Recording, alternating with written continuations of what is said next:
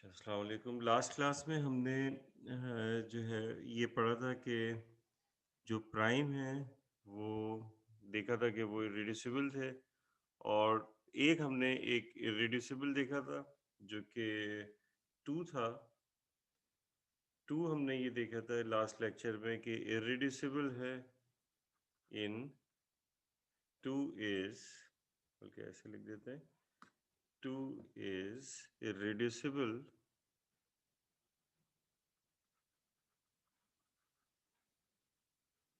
irreducible in z plus z root minus 5। तो to इसमें irreducible है, हमने ये देखा था। ठीक है, लेकिन टू जो है वो प्राइम नहीं है, but two is not a prime in z plus z square root of minus 5। क्यों? क्योंकि हमें पता है कि टू जो है वो एक product one plus square root of minus 5 times one minus square root of minus 5। जाहिर है कि ये जो है वो इस इंटीग्रल डोमेन में है, इसको डिवाइड करता है। टू कैसे डिवाइड करता है? जब आप इनका प्रोडक्ट लेंगे तो इनका प्रोडक्ट आ जाएगा, ये हो जाएगा वन, फिर माइनस, फिर स्क्वायर रूट ऑफ माइनस 5 का स्क्वायर तो माइनस 5, तो ये 6 आ जाता है। तो टू जो है वो 6 को डिवाइड करेगा, लेकिन 6 जो कि फैक्टर है, ठीक है, फैक्टराइजेशन 6 की इस इंटीग्रल डोमेन में कैसे होगी? इस फैक्टर और इस फैक्टर के ज़रिए। तो टू इन दोनों में से किसी भी फैक्टर को डिवाइड नहीं करेगा, लेकिन इनका प्रोडक्ट जो कि 6 है इसको डिवाइड करेगा। तो इसका मतलब ये हुआ कि टू जो है वो इरेड्यूसिबल है, लेकिन व्हेन टू इरेड्यूसिबल है ये हमने पहले देख लिया था, लेकिन टू इसमें पता चल रहा है कि प्राइम नहीं है। अब ये देखते हैं कि इरेड्यूसिबल और प्राइम में क्या चीज़ें हैं। तो इसके लिए हम एक थ्योरम देखते हैं। इस थ्योरम को वन कह देते हैं। इन एनी इंटीग्रल डोमेन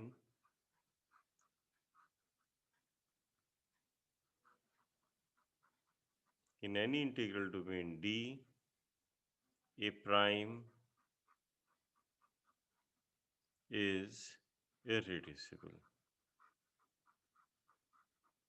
यानी कि इसमें हम ये देख रहे हैं कि अगर हमारे पास कोई एक इंटीग्रल डोमेन है तो उस इंटीग्रल डोमेन डी में जो प्राइम होगा वो इरेड्यूसिबल होगा। ठीक है, लेकिन इसका कन्वर्स ट्रू नहीं है। वो हमने देखा ही है कि जो हमारे पास जो प्राइम नहीं होते, यानी जो इरेड्यूसिबल होते हैं, जो हमारे पास इरेड्यूसिबल हैं जैसे कि ये हैं, तो वो इरेड्यूसिबल जो है वो ज़रूरी नहीं है कि प्राइम हो। तो इस ठीक है, ये हमने ये काउंटर एग्जाम्पल भी देख ली है। लेकिन ये थ्योरम ये बता रहा है कि किसी इंटीग्रल डोमेन में प्राइम जो होगा वो इरेड्यूसिबल होगा, लेकिन इरेड्यूसिबल को प्राइम नहीं कह रहा किसी इंटीग्रल डोमेन में। तो इसे कन्वर्स ट्रू नहीं है, और उसके लिए जो इससे पहले एग्जाम्पल दी है वो एग्जाम्पल काफ़ी है। ठीक है, जो हमने लास्ट क्लास में एग्जाम्पल पढ़ी थी। अब इसके बाद जो है वो इसका प्रूफ देख लेते हैं।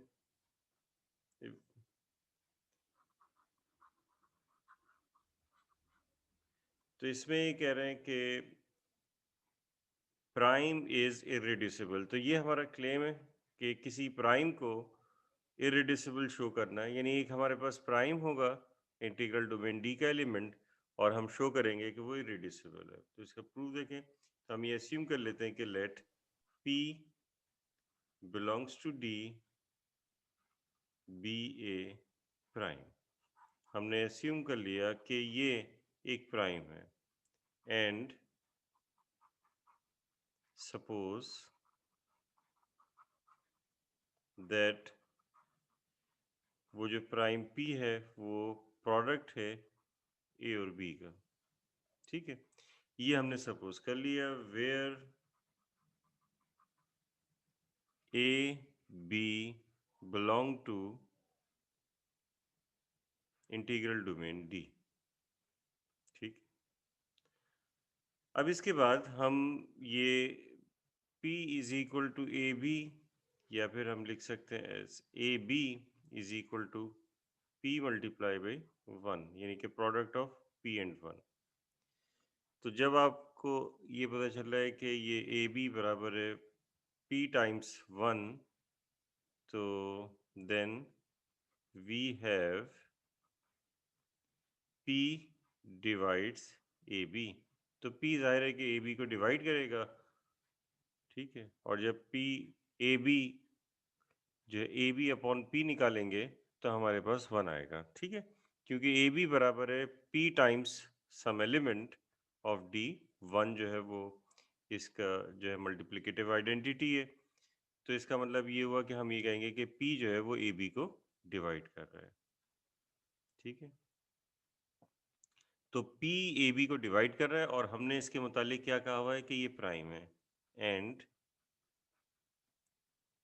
P is prime.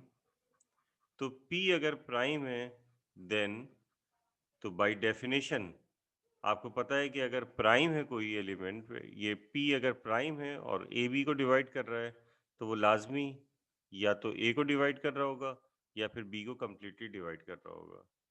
Then by definition P divides a और P डिवाइड्स B। तो P या तो A को डिवाइड कर रहा होगा या P B को डिवाइड कर रहा होगा। तो P अगर A को डिवाइड कर रहा होगा तो इसका मतलब ये होगा does A अपॉन P, ये इंटीग्रल डोमेन D में होगा। और अगर P B को डिवाइड कर रहा होगा तो इसका मतलब ये हुआ कि B अपॉन P ये इंटीग्रल डोमेन में होगा, क्योंकि अगर P कंप्लीटली डिवाइड B को करता है तो आपके पास जो रिजल्ट होगा वो इंटीग्रल डोमेन में आ जाएगा। लेकिन हमें ये बात पता है कि हमने ये कहा हुआ है कि ए बी P जो है वो ए बी के इक्वल है, ठीक है। यहाँ पर ये हमने कहा हुआ है कि P ए बी के इक्वल है। तो अब हम इसको इस तरह से लिख सकते हैं कि अगर हम इसको डिवाइड करेंगे P को, तो 1 is equal to a upon P times B, या 1 is equal to a times B upon P, ठीक है। तो हम ये कह सकते हैं कि सिंस, यानी इस चीज़ को हम यूज़ करेंगे यहाँ पर, और ये कहेंगे कि 1 is equal to a upon P times B, ये इंटीग्रल डोमेन D में होगा। और जाहिर है कि ये 1 के इक्वल है, तो भी लिखने की भी ज़रूरत नहीं है कि इंटीग्रल डोमेन D में है, ठीक है, डेफिनेटली होगा। और 1 is equal to a times B upon P, क्योंकि आपको पता है कि P या तो A को डिवाइड कर रहा है या फिर B को डिवाइड कर रहा है। तो अगर A को डिवाइड कर रहा है तो A अपॉन P D में होगा, और अगर B को डिवाइड कर रहा है तो B अपॉन P जो है वो D में होगा। तो अब आपको पता है कि इन दोनों का प्रोडक्ट किसके बराबर आ रहा है? 1 के बराबर आ रहा है। इन दोनों का प्रोडक्ट 1 के बराबर आ रहा है। तो 1 मल्टीप्लिकेटिव आइडेंटिटी है। तो अगर दो एलिमेंट्स का प्रोडक्ट 1 के इक्वल आ जाए तो इसका मतलब ये हुआ कि वो दोनों यूनिट्स हैं। तो इसका मतलब ये हुआ कि ए भी यानी कि ये ए अपॉन पी भी यूनिट है और बी भी यूनिट है। तो इसका मतलब ये हुआ कि अगर पी ए को डिवाइड कर रहा है तो इसका मतलब है कि बी यूनिट है, तो बी यूनिट होगा। और अगर P B को डिवाइड कर रहा है तो इसका मतलब है A यूनिट होगा, A यूनिट होगा और B अपॉन P यूनिट होगा। तो B को तो हम यूनिट नहीं कह सकते, तो हम ये कह रहे हैं कि A यूनिट होगा। तो इसका मतलब ये हुआ कि अगर ये P प्राइम है तो A B को अगर ये डिवाइड कर रहा है तो बाय डेफिनेशन ये डिवाइड कर रहा होगा या तो ए को या फिर बी को, और अगर ए को डिवाइड कर रहा होगा तो बी यूनिट होगा, और अगर बी को डिवाइड कर रहा होगा तो फिर इसका मतलब ये हुआ कि ए यूनिट होगा। ठीक है, तो आपको पता है कि इररिड्यूसिबल के लिए क्या होता है? इररिड्यूसिबल के लिए ये होता है कि अगर आपके पास कोई एलिमेंट है वो इररिड्यूसिबल है, तो अगर वो प्रोडक्ट में लिखा जा रहा है दो के, तो दोनों में से कोई एक यूनिट होना चाहिए। तो अगर दोनों में से कोई एक यूनिट है तो इसका मतलब ये हुआ कि वो इररिड्यूसिबल एलिमेंट है। तो पी को हमने ए और बी का प्रोडक्ट लिया था, ठीक है, और अब क्योंकि पी प्राइम था तो प्राइम होने की वजह से पी ए को डिवाइड कर रहा है या फिर बी को डिवाइड कर रहा है, और ए या बी को कंप्लीटली डिवाइड करने से ए या बी ये क्या आ गए? यूनिट्स आ गए। तो ए या बी अगर यूनिट्स हैं तो इसका मतलब है कि पी जो है वो इररिड्यूसिबल है। तो either be is a unit और ए इज ए यूनिट। ठीक है, यानी कि इस केस में बी यूनिट होगा और इस केस में ए यूनिट होगा। Thus P is equal to AB is irreducible। तो इसका मतलब ये हुआ कि ये irreducible in D। तो ये irreducible in D है।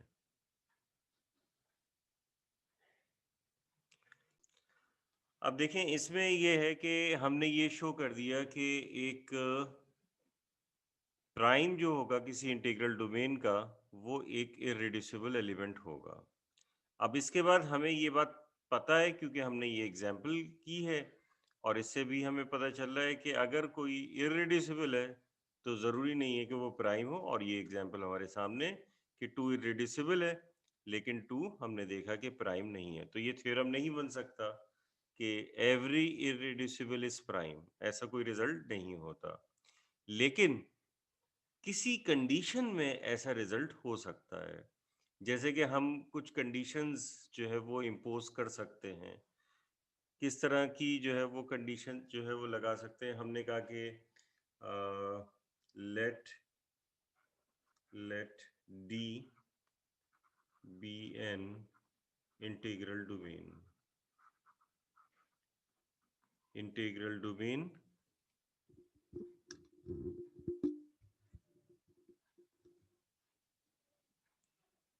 that has the following property।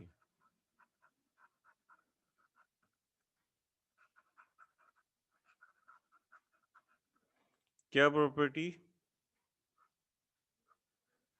Every quadratic polynomial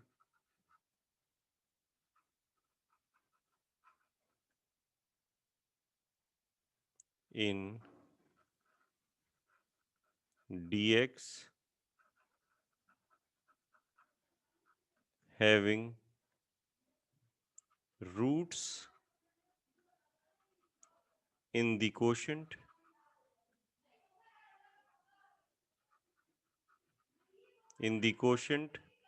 field f of d is a product of linear polynomial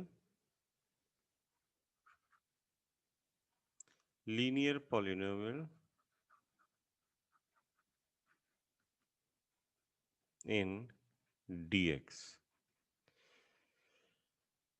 ये एक प्रॉपर्टी है कि एवरी क्वाड्रेटिक पॉलिनोमियल इन dx, यानी d अगर एक इंटीग्रल डोमेन है तो हमने ये पढ़ा था कि dx भी इंटीग्रल डोमेन होती है। ठीक है, ये बात हम पढ़ चुके हैं कि dx भी इंटीग्रल डोमेन होती है। और अगर इस d की फील्ड ऑफ कोशेंट f है, जैसे कि z अगर इंटीग्रल डोमेन है, ठीक है, तो हमें पता है कि zx भी इंटीग्रल डोमेन होगी, ठीक है, और z की जो फील्ड ऑफ कोशेंट है वो हमें पता है कि q होती है, ठीक है। q जो है ये कहलाती है field of quotient of z, और qx भी एक जो है वो इंटीग्रल डोमेन है। तो अगर d हमारे पास इंटीग्रल डोमेन है, तो इस इंटीग्रल डोमेन dx में, जैसे z और zx है, इंटीग्रल डोमेन dx में अगर आपके पास एक क्वाड्रेटिक पॉलिनोमियल है, ठीक है, क्वाड्रेटिक पॉलिनोमियल है having roots in the quotient field f, और उसका रूट अगर इसकी कोशेंट फील्ड f में, यानी zx में पॉलिनोमियल होगा, लेकिन जो उसका रूट होगा वो q में होगा, ठीक है, is a product of linear polynomial in dx, ठीक है, तो वो फिर जाहिर है कि लीनियर पॉलिनोमियल dx में जो है वो हमेशा बना रहा होगा। अगर जैसे कि आपने देखा है कि अगर आपके पास जो है वो 3x square minus x minus 2, ये हमारे पास एक क्वाड्रेटिक पॉलिनोमियल है, ठीक है, तो इसकी 3x square minus 3x square minus 3x plus 2x minus 2, ये इसकी फैक्टराइजेशन होती है। तो एक फैक्टर इसका बन जाता है 3x प्लस 2, और एक फैक्टर इसका बन जाता है x माइनस 1। तो इसके जो रूट्स हैं, देखिए ये भी q में आ रहा है, ये z में भी आ रहा है, लेकिन ये वाला जो है ये -2/3 है, जो कि आपके पास z में नहीं है, q में। लेकिन इसके जो फैक्टर्स हैं ये zx में आ रहे हैं, इसके फैक्टर्स, ठीक है ना। तो ये इसी तरह से जो है वो लीनियर फैक्टर zx में आ रहे हैं। तो इसी तरह से ये एग्जाम्पल, ये तो इन जनरल है dx किसी की इंटीग्रल डोमेन के लिए।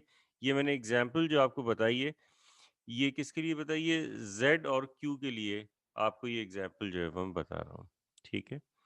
तो ये इसकी फैक्टराइजेशन है, यानी कि अगर एक पॉलिनोमियल f x था, पॉलिनोमियल जो कि zx में था, तो उसके जो रूट्स आए हैं, एक है -2/3 और दूसरा 1 है। ये किसमें, इसकी फील्ड ऑफ कोशेंट q के अंदर रूट्स आए हैं। तो ये जो लीनियर पॉलिनोमियल है, इनके जो प्रोडक्ट्स हैं ये अलग-अलग, अगर इनको भी देख लें, यानी कि इसको और इसको, यानी इसके लिए सिर्फ मैं लिख रहा हूँ, बाद वाले के लिए, और इसी तरह से ये पहले वाले के लिए, ये zx में है, ठीक है। यानी कि ये वाली चीज़ भी zx में और ये वाली लीनियर पॉलिनोमियल भी zx में। तो अगर आपके पास ऐसी कुछ कंडीशन है, ठीक है, एवरी क्वाड्रेटिक पॉलिनोमियल, यानी कि जितने भी क्वाड्रेटिक पॉलिनोमियल है, हर क्वाड्रेटिक पॉलिनोमियल का रूट जो है वो कोशेंट फील्ड f में आ जाए, ठीक है, और d is a product of, और वो फिर उसके बाद जो है और लीनियर प्रोडक्ट हो इसी तरह से dx में। तो फिर ऐसी सूरत में फिर हम ये कह सकते हैं कि एक ये कंडीशन होती है कि एवरी irreducible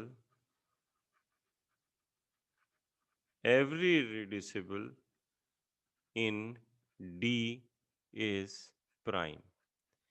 तो फिर यहाँ पे D में जो हर रेड्यूसिबल होता है, जैसे Z में जितने भी इरेड्यूसिबल होंगे वो सारे क्या होंगे, प्राइम होंगे, ठीक है।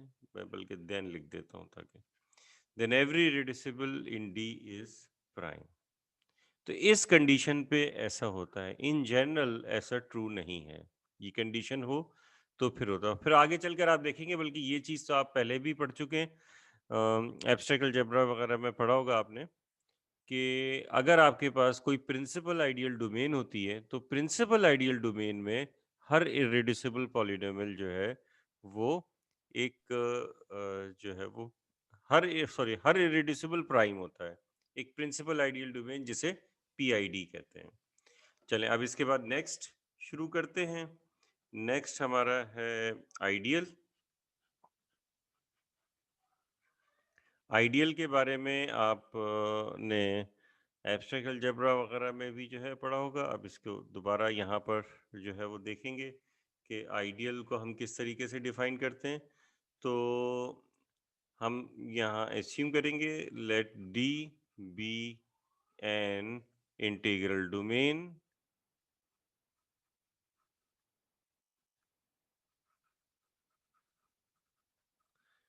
हमने ये एस्यूम किया कि डी हमारे पास एक इंटीग्रल डोमेन है, ठीक है, और let I be a non empty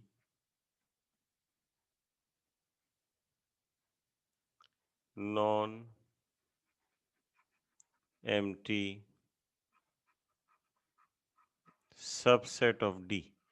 ये आई डी का एक non empty subset of D है, ठीक है। देन आई इज एन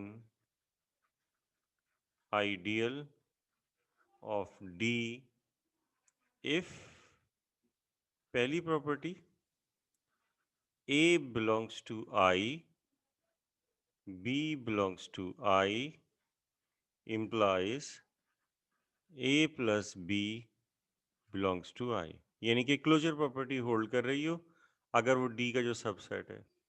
असल में closure property with respect to addition hold करती है और D जो है वो उसका D खुद with respect to addition abelian group होता है, तो वो अबिलियन ग्रुप की प्रॉपर्टी खुद ब खुद आ जाती है।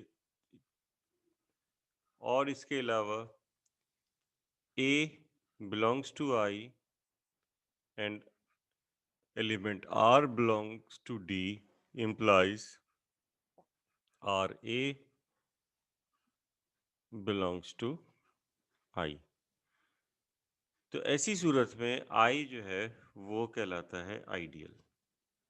तो I को जो है वो आइडियल ऑफ D कहेंगे अगर ये दो प्रॉपर्टीज इसमें मौजूद हों, closure property with respect to addition इनके एलिमेंट्स के लिए, और अगर हम I के किसी एलिमेंट को इंटीग्रल डोमेन D के किसी एलिमेंट से मल्टीप्लाई कर रहे हैं तो फिर ऐसी सूरत में इनका प्रोडक्ट आइडियल में आना चाहिए, यानी एलिमेंट एब्जॉर्ब कर रही हो, जैसे कि आपने रिंग में देखा था, ठीक है।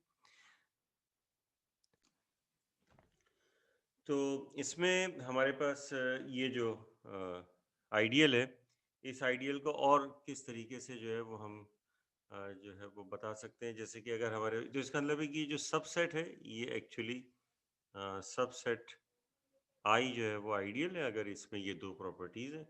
तो अगर हम ये कहते हैं कि हमारे पास जो है इफ A1 A2 AN ये इस आइडियल आई के एलिमेंट हैं, देन तो क्योंकि डेफिनेशन के मुताबिक जो है वो डी के एलिमेंट इससे मल्टीप्लाई करेंगे तो फिर आर इसमें रहेगा। तो R1 से Rn तक अगर जो है वो डी के एलिमेंट हैं तो R1 मल्टीप्लाई बाई A1 ये किस में होना चाहिए, ये आई में होना चाहिए। फिर R2 मल्टीप्लाई बाई A2 ये भी आई में होना चाहिए क्योंकि इनका प्रोडक्ट जो है वो आई में होता है। और इसी तरह से Rn मल्टीप्लाई बाई AN ये भी आई में होना चाहिए। और पहली प्रॉपर्टी के मुताबिक आई के जितने भी एलिमेंट्स हैं उन सबका सम भी आई में होना चाहिए। तो इसका मतलब है कि ये सारे सम्स इन सबको ऐड करेंगे तो ये सब भी आई में होना चाहिए। तो हम इस तरह से कह सकते हैं कि अगर हमारे पास एक ये आई के कुछ एलिमेंट्स हों A1 A2 से AN, देन तो ये वाला जो एलिमेंट है ये भी आई में होगा फॉर ऑल R1 R2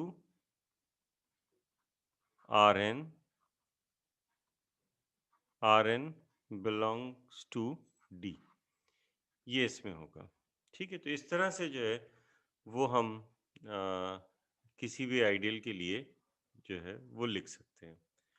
और फिर उसके बाद जो है वो हम इसको ये कह सकते हैं कि ये अगर हमारे पास इंटीग्रल डोमेन डी के एलिमेंट्स हैं, ठीक है,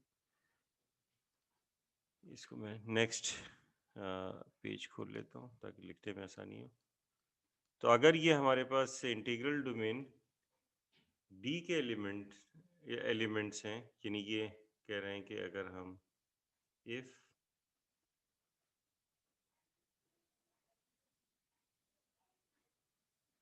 ये सेट A1 A2 AN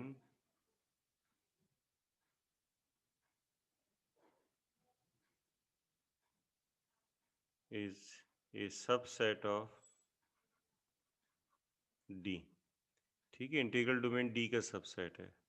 ये हमने इसके मतलब कह दिया कि ये डी का हमारे पास सबसेट है, ठीक है। अब इसके बाद जो है, या पहले हमने आई के लिखे थे ना, अब ये थोड़ा सा मैं डिफरेंट एक चीज़ लिख रहा हूँ। अब इसके बाद इसके सारे लीनियर कॉम्बिनेशन, सारे पॉसिबल लीनियर कॉम्बिनेशंस अगर लिए जाएं, यानी कि R1 A1 plus R2 A2 till Rn An for all R1 R2 till Rn belong to D, ठीक है। अच्छा, ये बात जहन में रहे आपके कि होता क्या है कि ये जो आई के भी जो एलिमेंट्स होते हैं वो एक्चुअली डी के ही एलिमेंट्स होते हैं, ठीक है। अगर हम ये कह रहे हैं कि आई के एलिमेंट्स है क्योंकि I is a subset of D, तो अगर ये हमारे पास जो है वो एक सेट है और हमने ये कह दिया कि ये सेट जो है वो क्या कहते हैं उसे, डी का सबसेट है, तो इस तरह से हमारे पास जो एलिमेंट्स आएंगे, तो ये जो एलिमेंट्स आएंगे इसको ऐसे भी लिख सकते हैं कि आप अगर कॉम्पैक्ट फॉर्म में लिखें तो sum i is equal to 1 to n r i a i, इस चीज़ को इस तरह से भी लिख सकते हैं। तो इस तरह से जितने भी एलिमेंट्स के जो है कलेक्ट होते हैं, ठीक है, तो ये एक आइडियल फॉर्म कर रहे होते हैं, इज एन आइडियल, क्योंकि वो आइडियल की डेफिनेशन को सेटिस्फाई कर रहे होते हैं। ये वाली दो जो डेफिनेशन होगी, उस डेफिनेशन को ये हमेशा सेटिस्फाई कर रहे होंगे, तो is an ideal of D. और इस आइडियल को कैसे लिखेंगे, ठीक है, तो ये एक आइडियल डी होगा,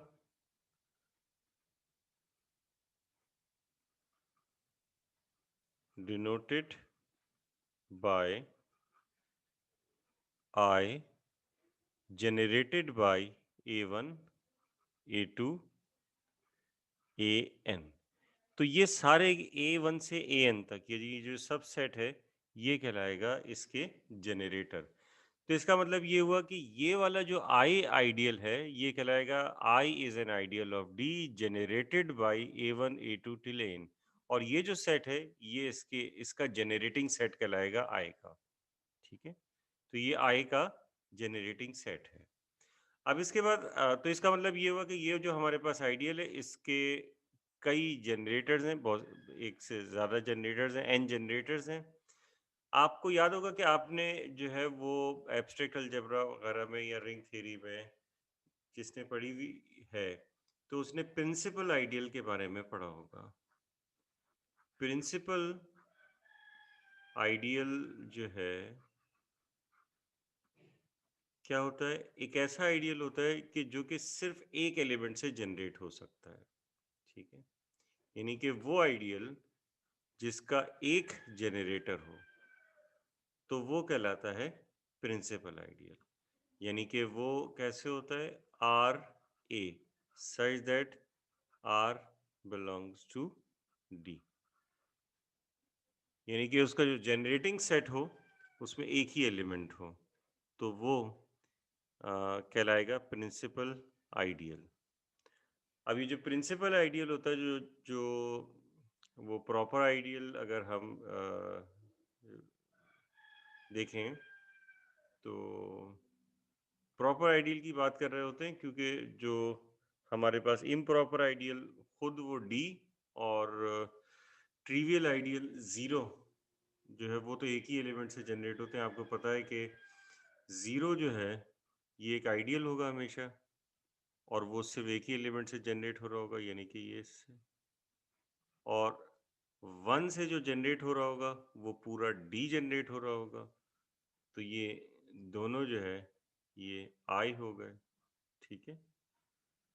यानी कि ये जो है ये भी प्रिंसिपल आइडियल हो गए, लेकिन ये प्रिंसिपल आइडियल तो हैं, लेकिन ये ट्रिवियल आइडियल है और ये इम्प्रॉपर आइडियल है। और हम नॉर्मली जब बात करते हैं प्रॉपर आइडियल की, तो वो जो प्रॉपर आइडियल होता है उसमें उसको किसके बराबर, उसको ज़ीरो के बराबर नहीं होना चाहिए, उसको वन के बराबर नहीं होना चाहिए। ये प्रॉपर प्रॉपर नॉन ट्रिवियल, तो प्रॉपर नॉन ट्रिवियल आइडियल होता है, ठीक है। अब इसके बाद अगर हम देखें तो इसमें जो है वो इसकी एग्जांपल्स, तो आपने एग्जांपल जो है वो इंटीजर्स में देखी हुई है। तो इंटीजर्स में आपको पता है कि एन जेड जो है ये आइडियल होता है, जो कि जनरेट हो रहा होता है एन से या फिर माइनस एन से, जिसके एलिमेंट्स इस तरह के होते हैं, zero plus minus one plus minus n plus minus two n and so. तो अब n की वैल्यू अगर 1 हो जाए तो ये z हो जाएगा। तो ये जो है प्रिंसिपल आइडिया, n की वैल्यू 2 हो जाए तो 2z, यानी कि सारे इवन नंबर आ जाएंगे। तो हमेशा आपको आपको याद होगा, आपने पहले पढ़ा होगा कि इंटीग्रल ये जो z है इसके सारे आइडियल प्रिंसिपल आइडियल होते हैं, यानी एक ही एलिमेंट के ज़रिए आइडियल जो है वो जनरेट हो जाता है। अब और एग्जांपल देखते हैं प्रिंसिपल आइडियल की, एक ही एलिमेंट से जनरेट होने वाले आइडियल की। तो हम जो है हमें पता है कि z एक इंटीग्रल डोमेन है, तो zx जो है ये भी एक इंटीग्रल डोमेन है। हमने ये रिजल्ट पहले पढ़ा हुआ है कि z अगर इंटीग्रल डोमेन है तो zx भी इंटीग्रल डोमेन है, ठीक है। तो इसके आइडियल्स क्या होंगे, तो इसके आइडियल्स में ज़ाहिर है कि फंक्शंस होंगे, यानी कि पॉलिनोमियल फंक्शंस या पॉलिनोमियल्स होंगे। अब वो सारे पॉलिनोमियल्स ले लिए जाएं कि जिनका रूट ज़ीरो हो, ठीक है, यानी कि ज़ीरो उनका रूट हो। तो यानी कि हम वो कलेक्ट करते हैं f of x belongs to Z of x such that उनका रूट ज़ीरो, यानी जब उसमें ज़ीरो रखें तो ज़ीरो जवाब आ जाए। और आपको पता है ऐसा सिर्फ उसी सूरत में पॉसिबल होता है कि जब कांस्टेंट टर्म नहीं होती है, ठीक है। जब कांस्टेंट टर्म नहीं होगी किसी भी फंक्शन में, जैसे कि एक्स स्क्वेयर प्लस एक्स है, तो इसमें कांस्टेंट टर्म नहीं है। 3x cube plus 9x square plus 2x, कुछ भी लिख दूं मैं, तो ये क्या है, इसमें भी ज़ीरो पुट करेंगे ज़ीरो आ जाएगा, इसमें भी ज़ीरो पुट करेंगे ज़ीरो आ जाएगा, क्योंकि कांस्टेंट टर्म नहीं है। कांस्टेंट टर्म आ गई तो फिर ज़ीरो पुट करने से ज़ीरो नहीं आएगा, ठीक है। तो ऐसे सारे फंक्शंस को हम कलेक्ट करते हैं। तो ऐसे सारे फंक्शंस का आइडियल हम लिखते हैं। अब क्या ये आइडियल प्रिंसिपल आइडियल होता है?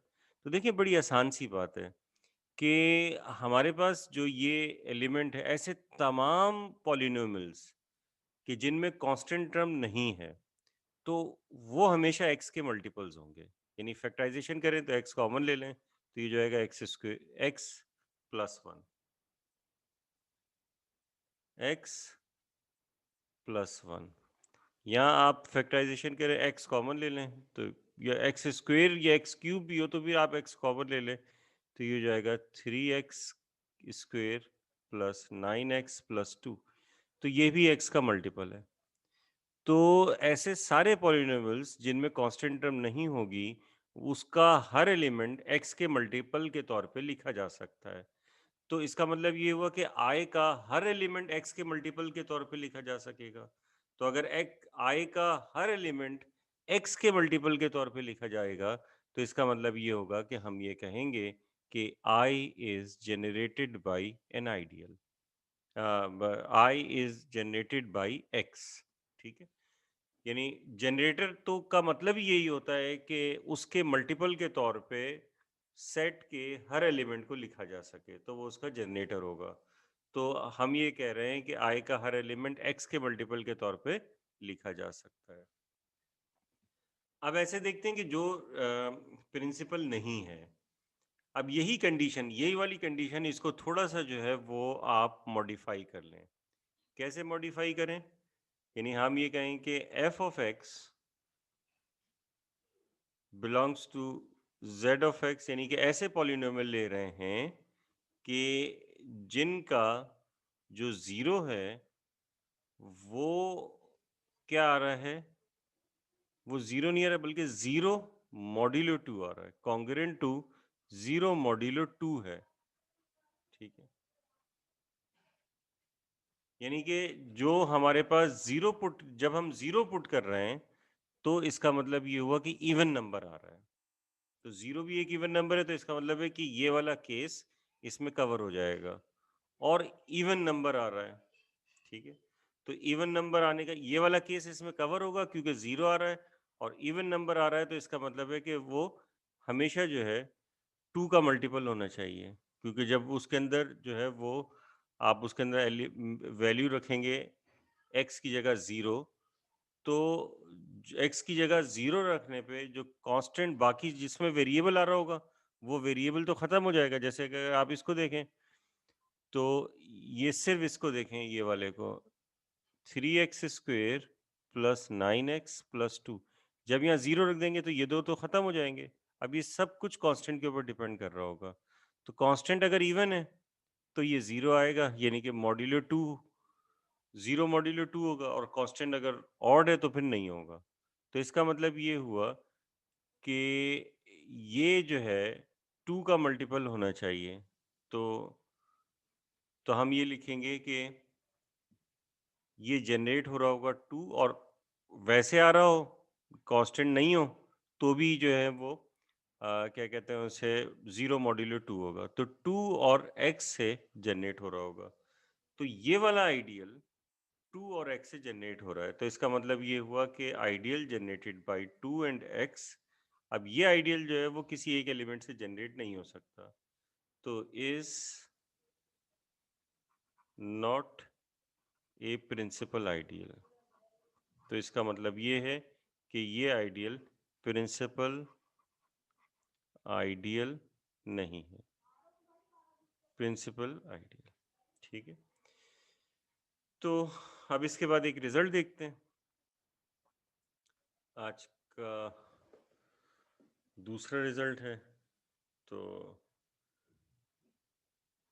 और फिर उसके बाद हम जो है प्रिंसिपल आइडियल डोमेन देखेंगे, जिसे हम पीआईडी कहते हैं। और फिर हम ये पढ़ेंगे कि प्रिंसिपल आइडियल डोमेन में हर इरेड्यूसिबल प्राइम होता है।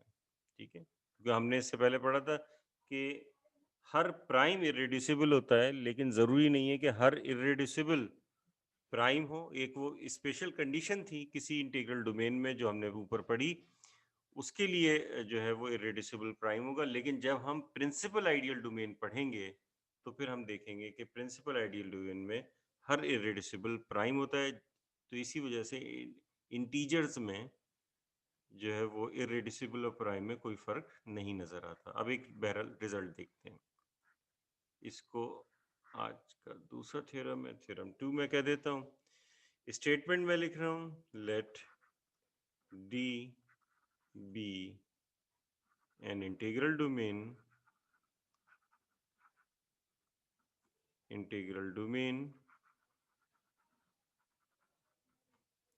and let a B belong to D star is equal to D star का मतलब ये होता है कि ज़ीरो हटा दें बस आप इंटीग्रल टू पिन में से ज़ीरो आपने हटा दिया then a ideal generated by A is same as ideal generated by B if and only if and only if A divided by B is a unit. U of D का मतलब है एक ऐसा set जो कि D के units पर मुश्तमिल हो, तो A अपॉन B यूनिट होगा।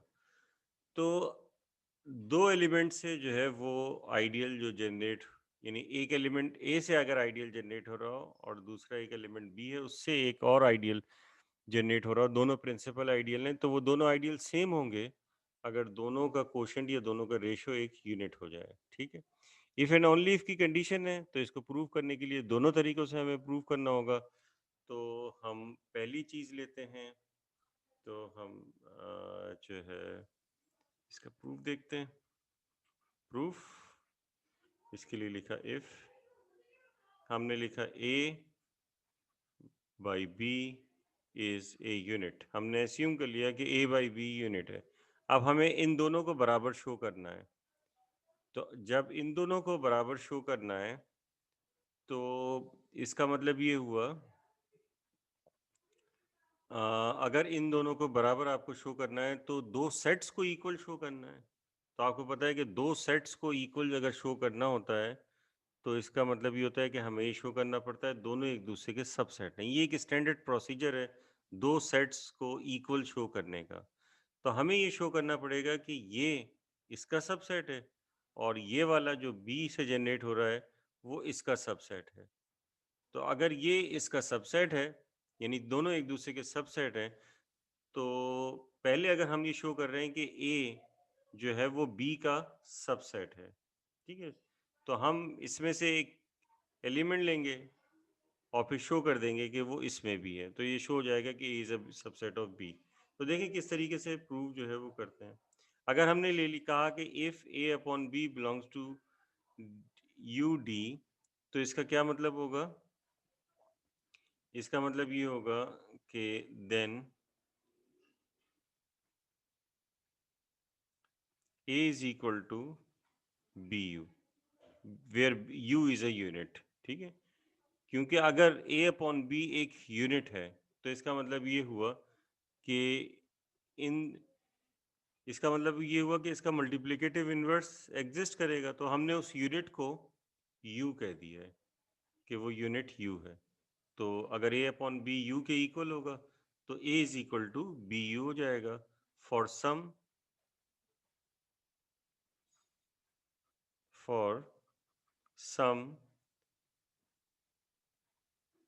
U belongs to U D. ठीक है, अब इसके बाद हमने क्या किया, लेट हमें शो ये करना है कि ये A जो है वो इसका सबसेट है पहले, तो हम इसमें से एक एलिमेंट लेंगे और शो करेंगे कि वो इसमें है। तो इसके लिए हमने ये किया कि लेट x बिलोंग्स टू b, हम सॉरी A, इसमें A में शो करना है ना, तो हमने ये एस्यूम कर लिया कि ये इसका सबसेट है। ठीक है, सॉरी x इसका एक एलिमेंट है। ठीक है, एक मिनट जो है वो तो हमने x ले लिया है जो कि इस सेट से है जो कि A से जनरेट हो रहा है। देन तो अगर ये x इसका एलिमेंट है तो इसका मतलब ये हुआ कि ये जो इसका एलिमेंट होगा, जो भी एलिमेंट होगा वो a का कोई ना कोई मल्टीपल होगा। तो x अगर इस सेट से है तो इसका मतलब ये होगा कि x भी a का कोई मल्टीपल होगा। तो देन हमने एस्यूम कर लिया कि x बराबर है ac के। ठीक है, for some c belongs to d। अब उसके बाद हमने ये कहा कि हेंस अब देखिए हमें शो क्या करना है, हमें शो करना है कि ये x जो कि इस a में आ रहा था ना, a का एलिमेंट था, हमें शो करना है कि b का एलिमेंट है। तो कोई भी एलिमेंट b का कैसे पता चलेगा? वो b का मल्टीपल हुआ तो इसका मतलब है कि b में है। तो इसका मतलब है कि हमें शो करना है कि x b का मल्टीपल है। तो अब हमने ये कहा कि x जो कि ac के बराबर है, तो ac की वैल्यू यहाँ पर bu है। तो हमने लिखा कि अगर आप चाहें तो इसे आप 1 कह दें। तो hence by 1 x is equal to a लिखेंगे, a की जगह bu लिख देंगे, तो ये हो जाएगा bu मल्टीप्लाई बाई c, यानी कि ये आपके पास आ गया b टाइम्स uc। अब आपको पता है कि u भी d का एलिमेंट है, u ऑफ d का मतलब d का, और जो है ये c जो है ये भी आपने d का एलिमेंट लिया है। तो जो है x अब आपके पास क्या आ रहा है? b times uc, where uc जो है वो जाहिर है कि d का एलिमेंट होगा 10। तो इसका मतलब ये हुआ कि x अब किस में आ गया? x b में आ गया। This implies a is a subset of b। तो इसका मतलब ये हुआ कि a जो है वो b का सबसेट है। अब इसके बाद जो है वो आपको ये शो करना होगा कि बी ए का सबसेट है। अब बी ए का सबसेट कैसे शो करेंगे? इसके लिए इसको इसका उल्टा काम कर देंगे। देखिए अगर आपने ये अस्यूम किया था कि a upon b is a unit, ठीक है? तो अगर a upon b is a unit है, तो if a upon b belongs to U D, तो इसका मतलब इसका मल्टीप्लिकेटिव इनवर्स एग्जिस्ट करेगा, ठीक है? तो देन ए बी अपॉन ए जो कि होगा ए अपॉन बी का इनवर्स, ये भी एक यूनिट होगा, ठीक है? ये भी एक यूनिट होगा क्योंकि यूनिट का मतलब होता है मल्टीप्लिकेटिव इनवर्स। तो अगर ये तो हमेशा उसका इन्वर्स भी उसी में होगा, यानी कि अगर ए एक यूनिट है तो ए का इन्वर्स भी यूनिट होगा और वो उसी के अंदर होगा, उसी सेट में होगा, ठीक है? तो बी अपॉन ए भी इसी में होगा। तो अब अगर जो है वो बी अपॉन ए यूनिट है, ठीक है ना, तो देन तो अब बी अपॉन ए को यूनिट कह दिया आपने, तो इसका मतलब होगा कि बी बराबर हो जाएगा किसी a times u prime. U prime कहते हैं कोई नया ले लें, यू पहले लिया हुआ था आपने, तो इस वजह से जो है वो आपने इसे यू प्राइम कह दिया। तो यू प्राइम होगा, बिल्कुल यही वाला काम कर रहे हैं आप। For some u prime belongs to D, u of D, ठीक है? क्योंकि आपने जो है वो इसको यूनिट कह दिया यू प्राइम, जैसे यहाँ यू था, यहाँ आपने कह दिया कि यू प्राइम है, कि बी इसके बराबर हो गया। अब इसके बाद आपने एस्यूम किया कि let y is an element of ideal generated by b. आपने y इसका एलिमेंट ले लिया। अब ये शो करेंगे कि y इसका एलिमेंट है, तो ये इसका सबसेट बन जाएगा, और दोनों एक दूसरे के सबसेट होने का मतलब है दोनों एक दूसरे के बराबर होंगे। तो आपने एस्यूम कर लिया कि y इसका एलिमेंट है, तो अगर y b का एलिमेंट है तो b के किसी मल्टीपल के बराबर होगा। तो then y is equal to b time d for some d belongs to d, ठीक है? अब आप क्या कर सकते हैं? अब आप ये जो b लिखा हुआ है, इस b की जगह ये वैल्यू a u प्राइम लिख सकते हैं, ठीक है? नाउ अब आपने लिखा y is equal to a u prime d, ऐसे लिख दिया, ठीक है? अब आप ये देख लीजिए कि y बराबर है ए यू प्राइम डी, तो ये u प्राइम डी किसका एलिमेंट है? ये d का एलिमेंट है। तो y बराबर है a मल्टीपल्स ऑफ d, ठीक है? So this implies this implies y belongs to a, क्योंकि y जो है वो a का मल्टीपल आ रहा है, तो इसका मतलब a में होगा। तो thus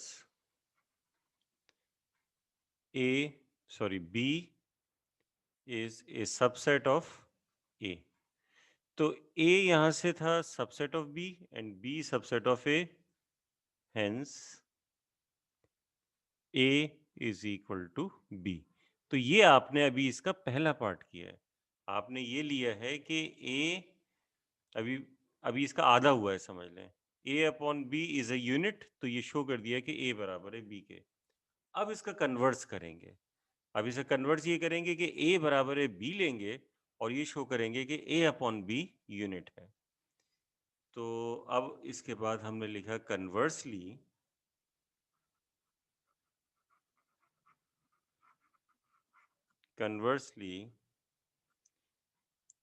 assume that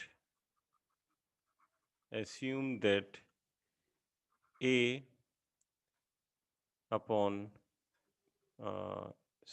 assume that ideal generated by a is same as ideal generated by b, यानी कि दोनों आइडियल जो है वो सेम है।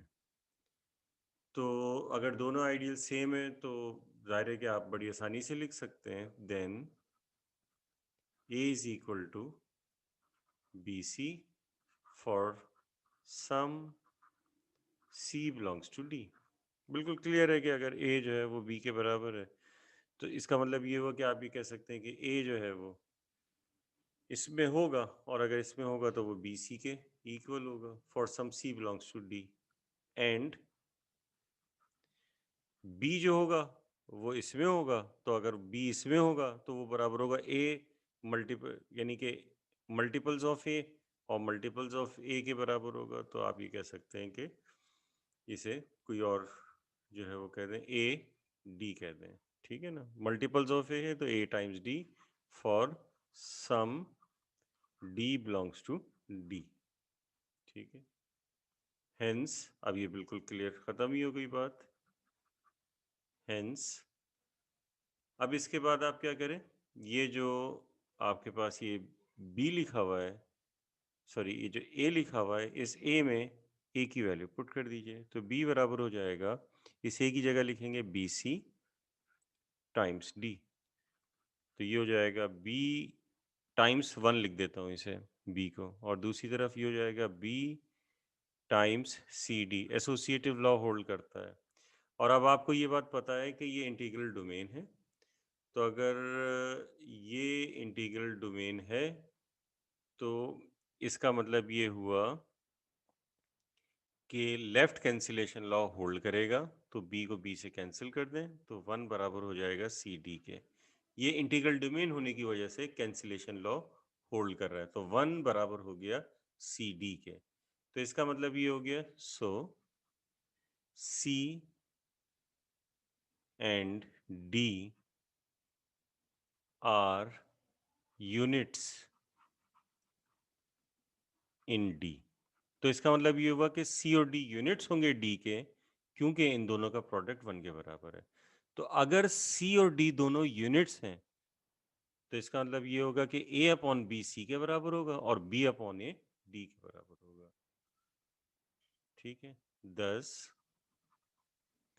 ए अपॉन बी ये सी के बराबर होगा और सी इज अ यूनिट है, तो इसका मतलब ये होगा ये बिलोंग करेगा डी को। या फिर आप कह सकते हैं कि बी अपॉन ए ये डी के बराबर होगा and D is a unit, तो इसका मतलब होगा ये बिलोंग करेगा यूनिट। तो इस तरह से ये हमने प्रूव कर दिया, ठीक है।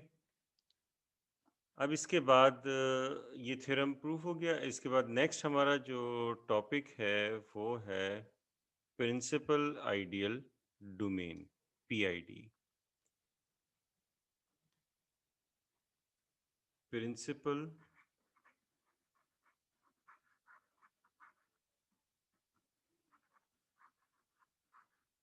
Ideal domain. इस प्रिंसिपल आइडियल डोमेन को शॉर्ट में हम पी आई डी भी लिख रहे होते हैं। तो प्रिंसिपल आइडियल डोमेन क्या होता है? Every ideal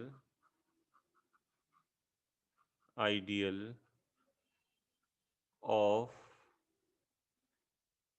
A PID is principal, यानी कि एक ऐसी इंटीग्रल डोमेन जिसका हर आइडियल प्रिंसिपल आइडियल हो। तो हर आइडियल प्रिंसिपल आइडियल का मतलब ये हुआ कि एक एलिमेंट से जनरेट हो रहा हो आइडियल, तो फिर वो प्रिंसिपल आइडियल डोमेन होगी। एग्जाम्पल में आप ये कह सकते हैं कि आपको पता है कि z हमारे पास एक इंटीग्रल डोमेन है और इसके जो भी आइडियल होते हैं वो nz की फॉर्म में लिखे जाते हैं, जो कि या तो n या फिर -n, जो कि बराबर होता है 0 + -n + -2n and so on. ठीक है, ये भी हमने जो है वो देखा भी था।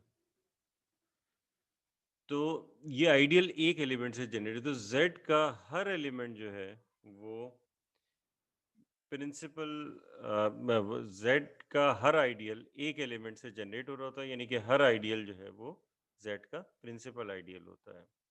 इसके अलावा जो है वो इसके अलावा दूसरा जो हमारे पास है वो अगर f अगर फील्ड है तो f ऑफ x जो हमारे पास इंटीग्रल डोमेन होती है उसका भी हर आइडियल प्रिंसिपल होता है। ये आपने एब्स्ट्रैक्ट अलजेब्रा वगैरह में पढ़ा होगा।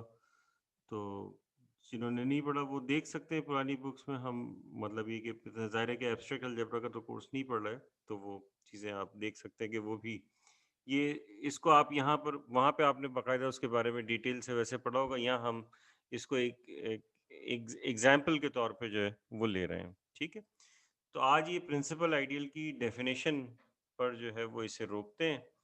नेक्स्ट क्लास में हम क्या करेंगे? नेक्स्ट क्लास में हम ये पढ़ेंगे कि प्रिंसिपल आइडियल जो डोमेन होती है उसमें इरेड्यूसिबल एलिमेंट जो है वो प्राइम होता है।